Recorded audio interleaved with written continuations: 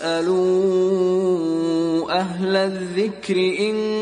कुंतुम ला तअलमून। ये बात समझ लीजिएगा कि जब हम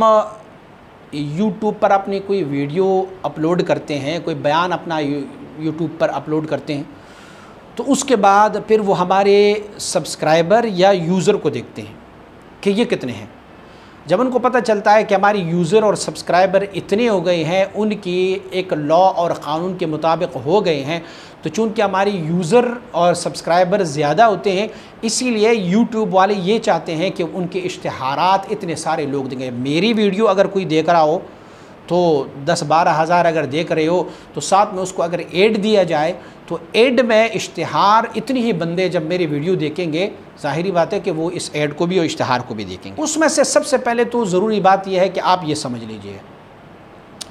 कि जो वहाँ पर अपलोड करते हैं इश्तिहार, ऐड चलाते हैं, उसमें ये हो कि वो जानदार की तस्वीर वाली ना हो, एक, या इसमें कोई बैकग्राउंड म्यूज़िक या बज़ाते ख़ुद कोई म्यूज़िक ना हो, दो, या ये इश्तिहार जो है वो गैर शरई ना हो, मसलन कोई शराब की इश्तिहार ना हो, कोई ख़वातीन की मेकअप का इश्तिहार ना हो, ये सूरत हाल ना हो, या इसके लिए कोई गैर शरई मुआहिदा हमें ना करना पड़े। आपको मालूम होगा कि जब YouTube में हमारे यूज़र इतने होते हैं तो फिर उसके बाद हमें YouTube के ओनर से मुआहिदा करना पड़ता है, इस कंपनी से हमें मुआहिदा करना पड़ता है। तो मैं भी कि हमारा कोई मुआहिदा ऐसा ना हो कि वो शरीयत मुतहरा से मुतसादिम हो, या कोई ऐसी चीज़ जिसको हमारी शरीयत मुतहरा ने जिसके इश्तिहार को मना किया हुआ है, जैसे शराब या सूअर की गोश्त या ज़िना या चोरी वग़ैरह, उसका कोई इश्तिहार ना हो तो फिर तो जायज़ है, और अगर ये चीज़ें शामिल हो उसमें से तो फिर जायज़ नहीं है। अच्छा, एक बात और भी है कि YouTube की पॉलिसियाँ जो है एज ए कंट्री चेंज हो जाती है। YouTube वालों की पॉलिसी ये है कि वो मेरे मुल्क में जो मेरा वीडियो लोग देख रहे होते हैं वो मेरे मुल्क ही के ऐड को चला देते हैं। तो भले मेरे मुल्क में जो भी ऐड वो चलाएंगे वो शरीयत मुतहरा के मुताबिक ही क्यों ना हो, कोई चिप्स का इश्तिहार आ जाए, उसमें कोई ज़ीरूह और जानदार की तस्वीर ना हो, उसके अलावा उसमें से कोई और इश्तिहार आ जाए कि जो पर्दे का इश्तिहार हो, टेबल का इश्तिहार हो, इसी के अलावा किसी दरवाज़े, किसी घर,